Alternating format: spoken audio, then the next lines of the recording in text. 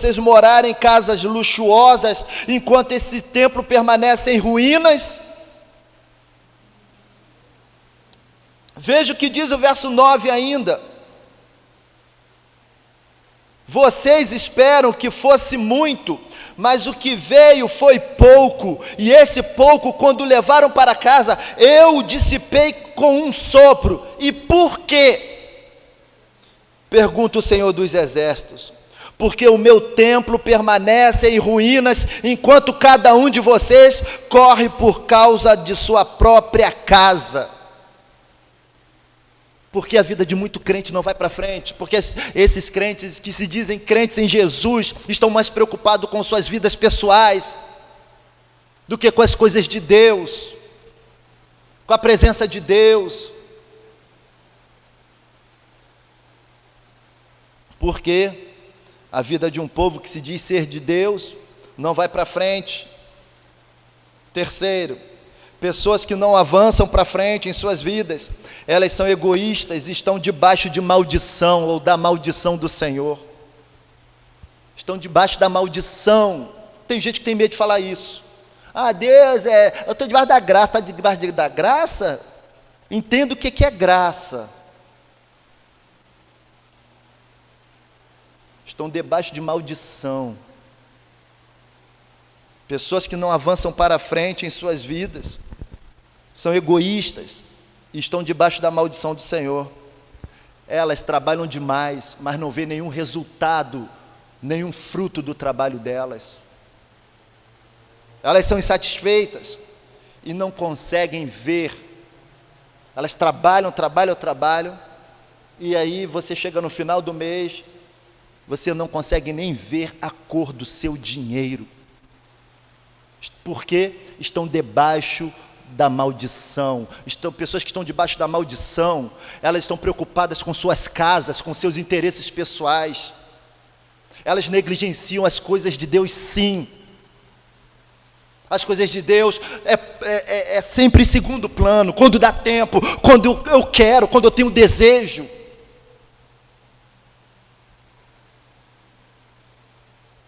Estão debaixo de maldição e não sabem. Talvez você nesta manhã esteja debaixo de maldição e não sabia.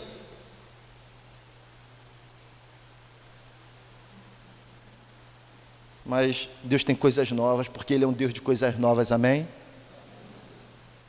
O que aconteceu com esse camarada, com esse povo? Debaixo de maldição. O texto diz: vocês semeiam muito e colheram pouco. Trabalha pra caramba, mas colhe pouco. Comem, mas não chegam às martas, são insaciáveis. Estão sempre famintos, sedentos. Eles trabalham, quando recebe o salário, recebe para colocá-lo numa sacola furada. Isso é um simbolismo. Sacola furada. Você já colocou um dinheiro no bolso furado? Aí você foi meter a mão e... É assim mesmo. É uma figura para você entender.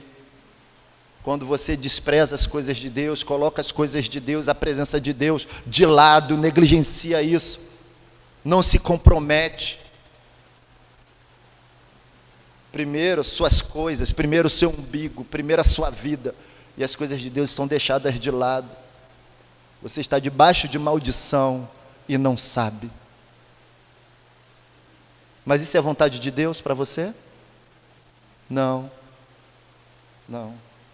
Então, eu gostaria que você entendesse isso nessa manhã. Esse foi o primeiro momento da reflexão. Entendendo por que a vida de um povo, de pessoas que se dizem ser de Deus, não vão para frente. Se você não entendeu direito aqui, queria anotar, isso vai ser postado, esse vídeo, essa mensagem vai ser postada, para você ouvi-la novamente. São pessoas que não se preocupam com as coisas de Deus, são pessoas que se preocupam somente com a sua casa, sabe? São pessoas que estão debaixo de maldição, por isso elas não vão para frente, não tem como ir, não tem como ir. Segundo lugar, entendendo como o Senhor faz para cumprir o seu propósito na vida do povo. Porque era essa a situação do povo. Agora, como o Senhor trabalha para fazer algo novo na vida do seu povo? Porque esse é o desejo. O desejo do Senhor é mudar essa história, é mudar essa realidade da vida do seu povo. O desejo do Senhor é abençoar o seu povo. É que você viva uma vida abençoada. E o que ele faz? Primeiro, ele usa um homem de Deus para apontar para o problema do povo. Deus levanta homens e mulheres, profetas, boca de Deus, para apontar para o problema do povo. Não adianta querer resolver as coisas se não levar a sério o problema. Existe um problema, esse problema precisa ser levado, precisa ser apontado. Não é passar a mão na cabeça. Vai ter restauração, mas o problema precisa ser pontuado. Vai haver algo novo, grandioso, mas o problema precisa ser apontado. E Deus usa homens, mulheres, para apontar o problema. E qual era o problema do povo? O abandono da reconstrução da casa do Senhor. Esse era o problema. O povo não estava nem aí para a vida espiritual. E ele chama o povo à reflexão. Sabe como ele fala? Como o Senhor fala? Através do profeta, do homem de Deus. Reúne todo mundo. Vem aqui. Consideremos. Diz o verso 4. Veja bem. Olha o verso 4 que diz. O verso 5. Portanto, assim diz o Senhor dos Exércitos. Consideremos o que tem acontecido com vocês. Vamos lá no verso 7. Assim diz o Senhor dos Exércitos. Considerem o que tem acontecido com vocês. Considerem. Essa palavra considerem, irmãos. Considere a situação que vocês se encontram. Considere a situação que nos encontramos. Estamos aqui com o coração mais voltado para Deus ou mais voltado para nós mesmos? Onde estão os nossos olhos apontados? Considere isso. Tenha atenção para esse ponto. Considere isso. Para onde estão nossos olhos? Estão mais voltados para Deus? O nosso coração está mais voltado para Deus ou mais voltado para nós mesmos? Considerem isso. Pense como você está tratando as coisas de Deus. Pense nisso. O Senhor usa homens para revelar o seu propósito, para fazer cumprir o seu propósito na vida do seu povo. Ele usa homens e mulheres de Deus, comprometidos com Ele, obedientes a Ele, para apontar para o problema do povo. E o problema do povo era que o povo estava mais voltado para eles mesmos. Como vocês estão tratando as coisas de Deus? Apontou para o problema. Segundo, entendendo como o Senhor faz para cumprir o seu propósito na vida do povo, Ele revela a sua vontade para todos. Todos, todos, todos. Qual era a vontade do Senhor? Que o povo voltasse a reconstruir o templo.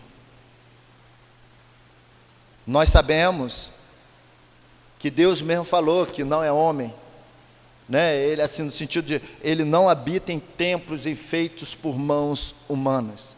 Mas o templo tinha um simbolismo. O simbolismo do templo era a presença de Deus no meio do povo. assim como a arca. A arca simbolizava a presença de Deus no meio do povo. Tanto é que quando a arca foi levada pelos inimigos, veio aquela palavra Icabode. Foi-se a glória de Deus. A glória de Deus não está mais entre nós. O templo representava a glória de Deus. E Deus, o templo destruído, onde está a glória de Deus na vida do povo? E Deus então conta com homens e mulheres comprometidas com Ele, para revelar a sua vontade para todos. Todos. E a vontade de Deus era a reconstrução do templo. O templo foi destruído por causa do pecado. O desejo de Deus é reconstruir o templo que está em ruínas. E a Bíblia fala que nós somos o templo de Deus, morada de Deus. Mas existem muitos crentes que estão em ruínas por causa do pecado, que precisam de serem reconstruídos, restaurados, renovados. O Senhor deseja reconstruir a vida religiosa de cada crente, com uma espiritualidade autêntica, genuína, restaurando a relação da paz com aquele que viveu longe da sua presença, e também com aquele que viveu longe do seu propósito. O Senhor então vem para reconstruir a vida desse. Terceiro, entendendo como o Senhor faz cumprir o seu propósito na vida do povo, do seu povo. Ele, primeiro, usa o homem de Deus para apontar para o problema. Segundo, ele revela o seu propósito, reconstruir, restaurar, fazer novo. E terceiro, ele promete que te ajudará na reconstrução. Você não estará sozinho. Você não fará isso sozinho.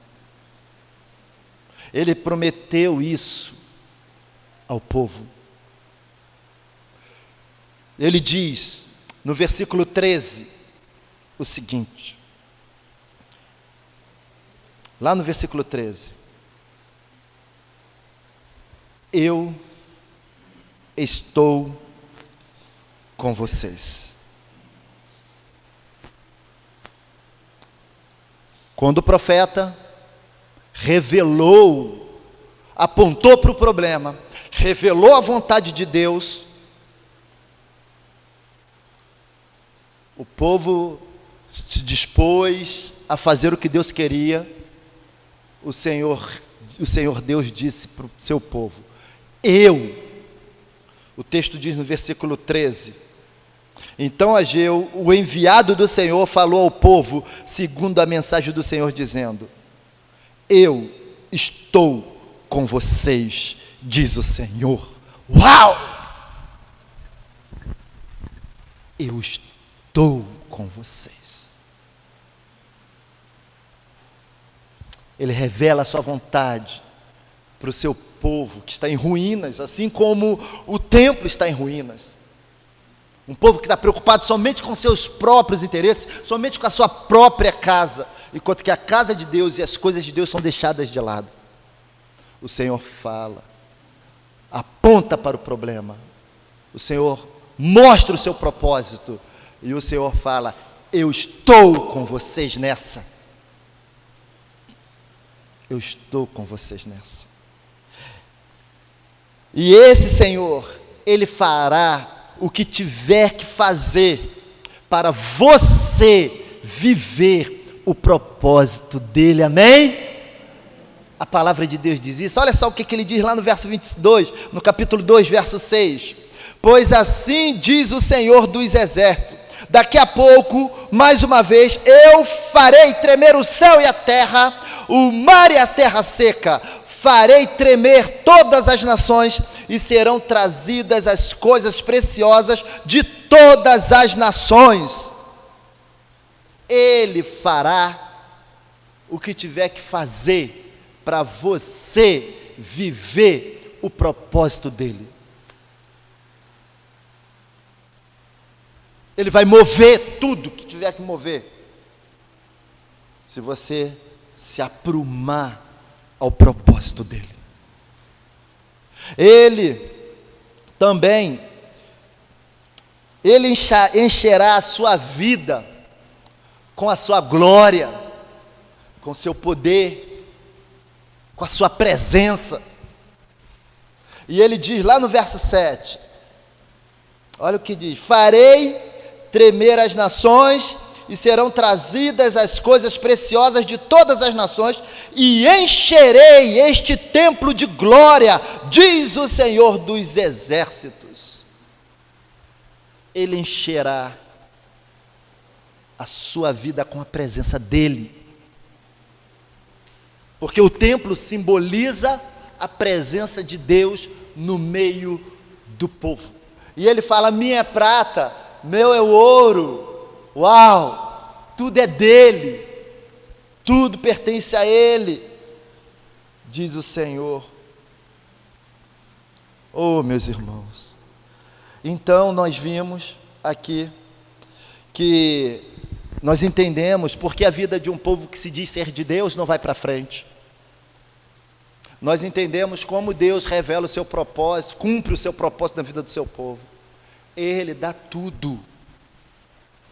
Ele dá tudo, ele conta, ele usa um homem de Deus para revelar o seu propósito, para apontar para o problema. Ele usa o homem de Deus para revelar o propósito, a reconstrução do templo. E ele usa o homem de Deus para falar para você: ó, você não vai estar sozinho, ele estará com você. O Senhor diz: eu estarei com você. Eu farei o que tiver que fazer para cumprir o meu propósito com você. Eu encherei a sua vida com a minha presença, que é o templo. E você é templo, você é crente, você é templo. Então nós já vimos essas duas coisas, nós já entendemos, eu acredito. E por fim, eu quero dizer para você, nesta hora, que a bênção do Senhor, Ele deseja abençoar a sua vida, meu irmão. É vontade de Deus que o seu povo viva abençoado, viva uma vida abençoada. É desejo de Deus.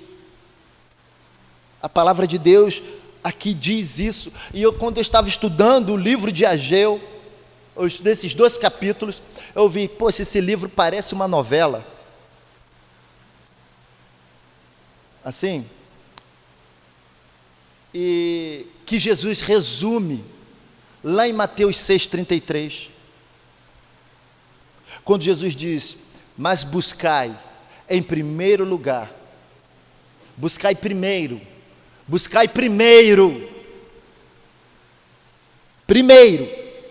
o reino de Deus e a sua justiça. Busque o governo de Deus sobre a sua vida, seja obediente, busque a justiça de Deus sobre a sua vida, faça o que Deus quer que você faça. Primeiro isso, busque, se ocupe, e primeiro com Deus, com as coisas de Deus, que as demais coisas, o Senhor diz, vos serão acrescentadas. E aqui a gente tem, quando eu li o profeta Ageu, eu falei: caramba, Jesus resumiu Ageu. E aí nós temos aqui que a bênção de Deus condicionada, a um coração disponível para Ele. A bênção de Deus, irmão, está condicionada a um coração disponível para Deus. Os outros experimentam na aba. Deus fez o sol é para todos, são bênçãos naturais. O recurso da natureza, para todos se alimentam. Mas tem bênçãos que somente os fiéis vão receber, vão tomar posse. Porque essas bênçãos estão condicionadas a um coração disponível para Deus. Porque os crentes não estavam vendo a cor do dinheiro. Por quê? Porque eles estavam preocupados com suas coisas, com as suas casas. Casas que o texto diz, luxuosas. E então, o terceiro entendimento que eu quero trazer nesta manhã é que no livro do profeta Ageu, nós temos o resumo, o texto completo, Jesus resumindo em Mateus 6,33. E essa última parte da bênção de Deus condicionada a um coração disponível, diz que, primeiro, como isso acontece? Veja bem, primeiro, o governador, que era o governador? Zorobabel, governador de Judá. O sacerdote, Josué, e o povo ouviram a palavra do profeta Ageu, entenderam o que Deus queria e se dispuseram a fazer a vontade de Deus. Meus irmãos, no verso 14 do capítulo 1, diz assim, o Senhor despertou o espírito de Zorobabel, filho de Salatiel, governador de Judá, e o espírito de Josué, filho de Josadaque, o sumo sacerdote, governador, sacerdote, e o espírito de todo o remanescente do povo, e eles vieram e começaram a trabalhar no templo do Senhor dos exércitos, seu Deus. Eles ouviram o recado, eles consideraram, levaram a sério, entenderam a vontade de Deus e se dispuseram em vivê-la. A bênção de Deus está condicionada a um coração disponível para Ele. Não se engane. Segundo, Deus deu uma garantia em sua fala. Ele falou para Zorobabel, governador de Judá, Josué, o sacerdote, ao povo. Agora presta bem atenção à garantia que Deus deu. Capítulo 2, verso 4. Eles se dispuseram, a fazer o que o Senhor queria.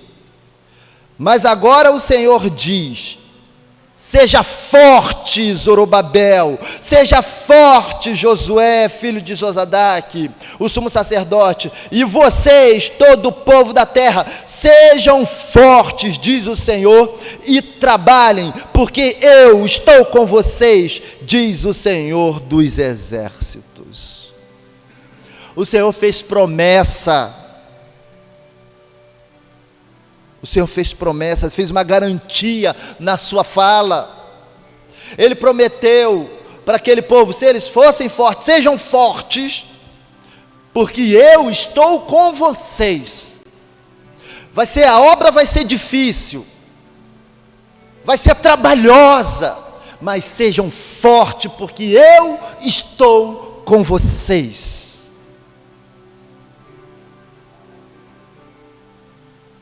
Irmãos, na obra do Senhor, quando você se dispõe seu coração para o Senhor, entenda que vocês não estarão sozinhos, Deus estará com vocês, Ele prometeu.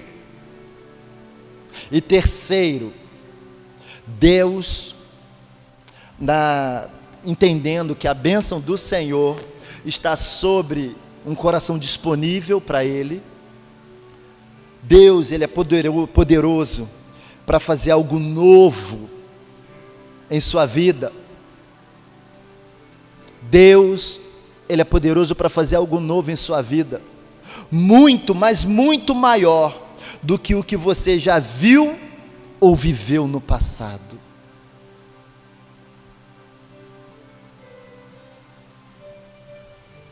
Você crê nisso, irmão? Você crê que Deus tem poder para fazer na sua vida algo muito maior do que você já viu durante toda a sua história? Deus tem poder para fazer algo novo na sua vida, muito maior do que o que você já viveu na sua vida. Deus é poderoso. Deus é poderoso para fazer isso. Veja bem o que diz o capítulo 2, verso 9.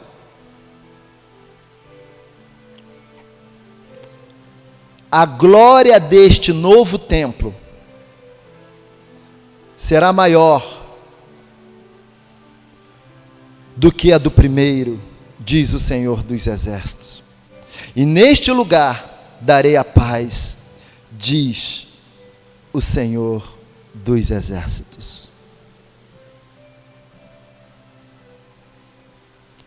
A glória da segunda casa será maior do que a da primeira. E ele fala com o povo: olha só, vocês viram o templo passado? Vocês conheceram o templo passado?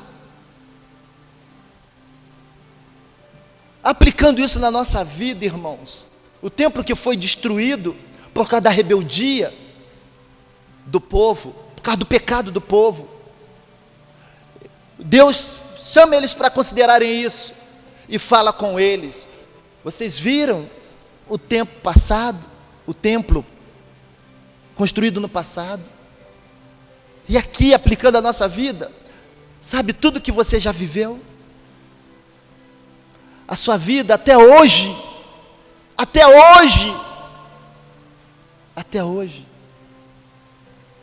olha, o que eu estou para fazer na história da sua vida, na história desta igreja, é muito maior, é maior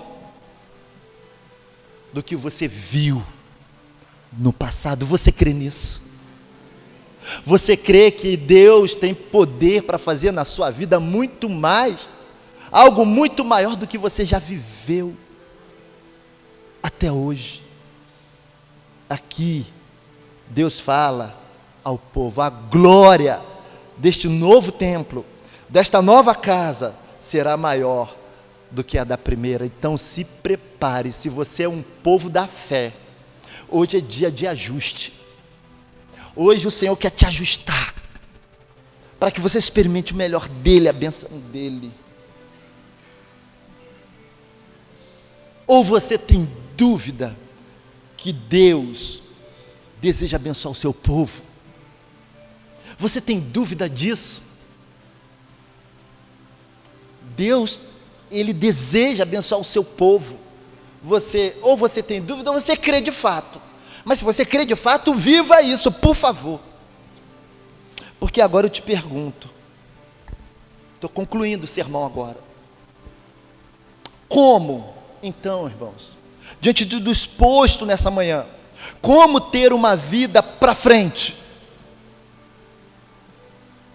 Como você, a partir de hoje, ao sair daqui, vai viver uma vida para frente? Como ver as bênçãos de Deus? Como ver o fruto do seu trabalho? Como viver as bênçãos de Deus, se a vida de fé está em ruínas? Como viver as bênçãos de Deus, se tudo que Ele tem de grandioso para a vida do seu povo, se você e eu, e todo o povo de Deus, buscar em primeiro lugar os nossos interesses pessoais, e colocar as coisas de Deus em segundo lugar, como desfrutar das bênçãos de Deus assim? Consideremos. Nesse texto de Ageu, o texto não diz que você não deve cuidar da sua casa. O texto não diz que você não deve cuidar da sua vida e de seus bens.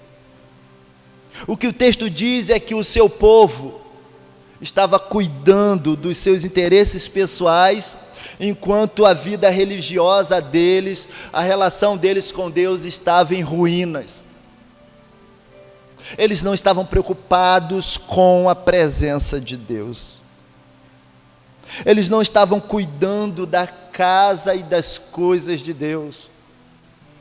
Esse foi o problema. Eu quero orar com você nessa hora. Eu quero orar com você nessa manhã e eu quero convidar você a fechar os seus olhos, abaixar a sua cabeça e se colocar de pé onde você está. Por favor, se coloque de pé. Você que pode se colocar de pé, se coloque de pé onde você está. Que a nossa oração nessa manhã e se você concordar comigo nessa oração que eu vou fazer, você diz amém em cada parte.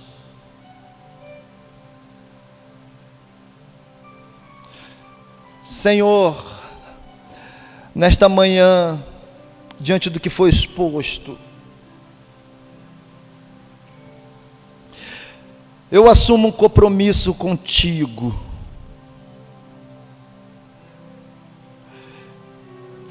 E quero colocá-lo em primeiro lugar na minha vida. Eu quero viver a promessa de Mateus 6,33 na minha vida. Senhor, talvez eu não tenha, e cada um sabe aqui, priorizado as suas coisas, tenho negligenciado isso, por isso a minha vida está em ruínas. Por isso eu não vejo o fruto do meu trabalho, mas eu quero colocá-lo em primeiro lugar na minha vida e as suas coisas também, a partir de agora, que não seja apenas uma intenção, mas que a partir de agora seja uma atitude, para que eu viva a promessa que Jesus fez em Mateus 6,33. Por isso, Senhor, eu assumo um compromisso contigo de colocá-lo em primeiro lugar na minha vida. Você assume esse compromisso? Diga amém. Amém. Segundo compromisso, segundo lugar, eu quero fazer essa oração contigo. Senhor, nesta manhã eu tenho a certeza que para cumprir o seu propósito, o Senhor conta com homens e mulheres de Deus, comprometidos contigo, como o Senhor contou com o profeta Ageu, para que o templo fosse reconstruído. Então, Senhor, conta comigo, a minha vida está disponível para Ti, conta comigo para que templos, vidas sejam reconstruídas para a glória do Teu nome. Eu creio que nesse processo eu não estarei só, como foi pregado nessa manhã, Senhor. Eu não estarei sozinho, o Senhor disse que estaria com aquele povo, e o Senhor estará comigo também. Você deseja isso? Diga amém. Terceira oração de compromisso. Senhor, nesta manhã, Senhor, o meu coração está disponível para Ti. Ó Deus, que eu experimente a grandiosa bênção do Senhor, a bênção da Tua presença, Senhor.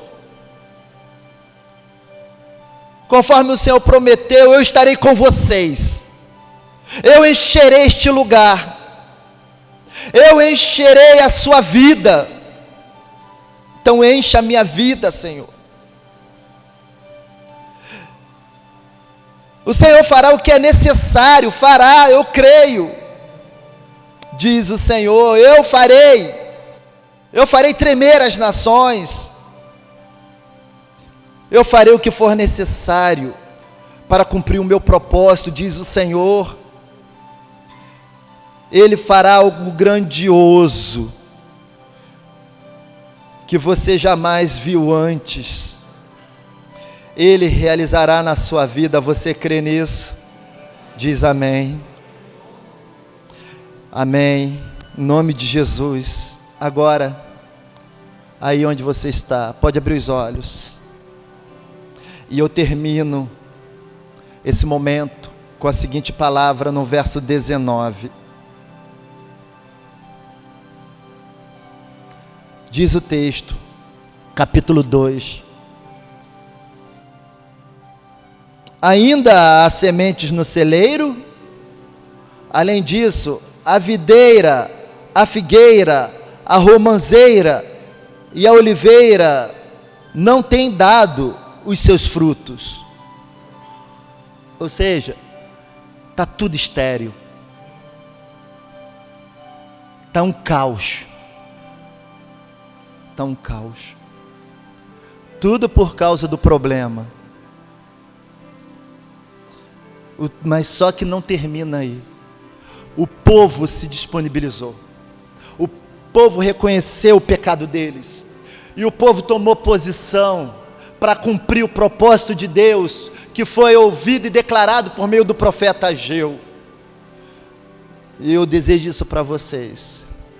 E o Senhor terminou assim, falando para esse povo, e eu falo para todos aqueles que se comprometeram nessa manhã, de colocar Deus em primeiro lugar e as coisas dele em primeiro lugar em suas vidas, de deixar de experimentar ou cumprir o propósito de Deus em suas vidas, de se colocar disponível para Deus. O Senhor disse assim, mas, vírgula, de hoje em diante, eu abençoarei vocês, mas, de hoje em diante, eu abençoarei vocês, mas, de hoje em diante, eu abençoarei vocês, diz o Senhor. O povo passou então a viver um novo tempo, e é isso que vai acontecer na sua vida, em nome de Jesus. Você pode ainda de pé, a Gabi vai colocar um louvor, e nós vamos louvar ao Senhor nesse momento, com a música disponível em tuas mãos. Que seja a sua declaração de fé nessa manhã.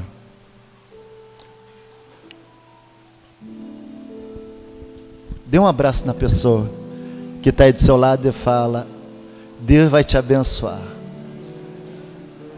Você se comprometeu? Deus vai te abençoar.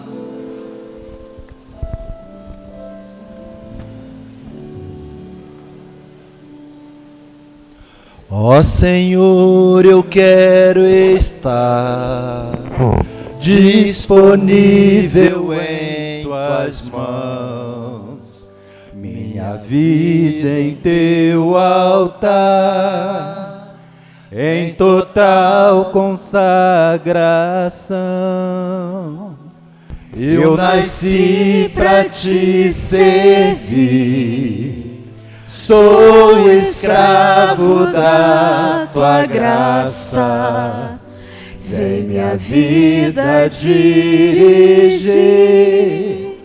És oleiro, eu sou barro em tuas mãos.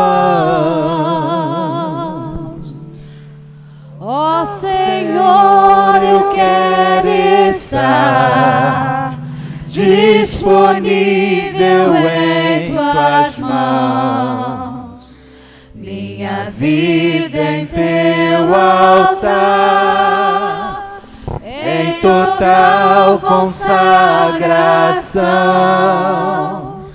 Eu nasci para te servir, sou escravo da tua graça, vem minha vida dirigir.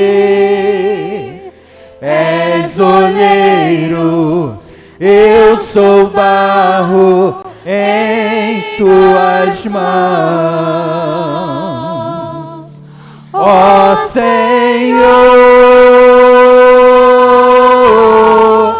tu és meu Deus, és o oleiro e eu sou barro, ó Senhor, tu és meu Deus, faça em mim, Senhor, segundo o teu querer, ó Senhor, tu és meu Deus, és o oleiro e eu sou barro, ó Senhor, tu és meu Deus,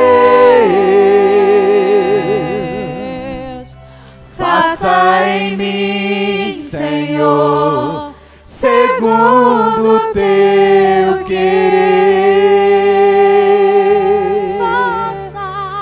Faça em mim, Senhor, segundo o teu querer.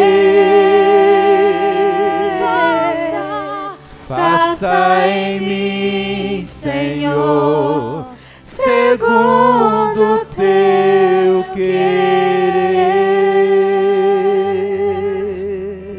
O que você fez hoje foi tomar uma atitude de se colocar disponível nas mãos do Senhor, para que Ele use sua vida para a glória dEle e desfrute das suas bênçãos. Amém? Vamos orar? Senhor, eu te agradeço por essa manhã na tua casa.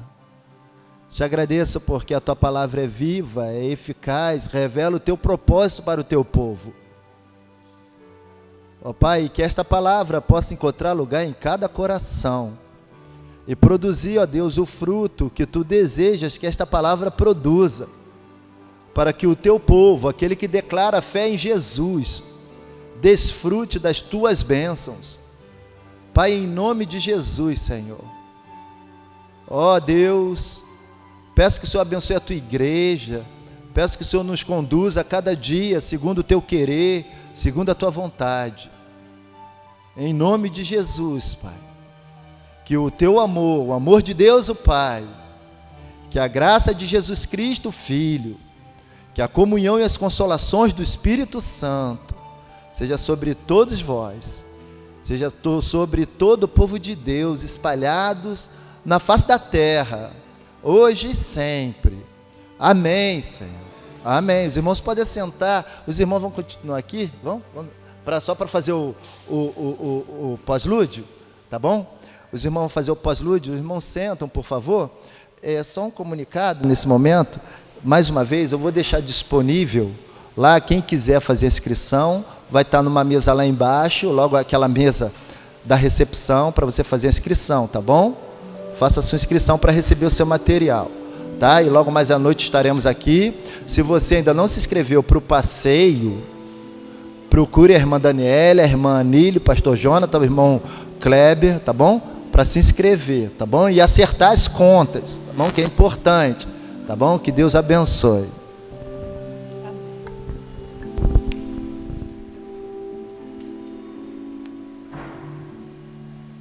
Ó Senhor,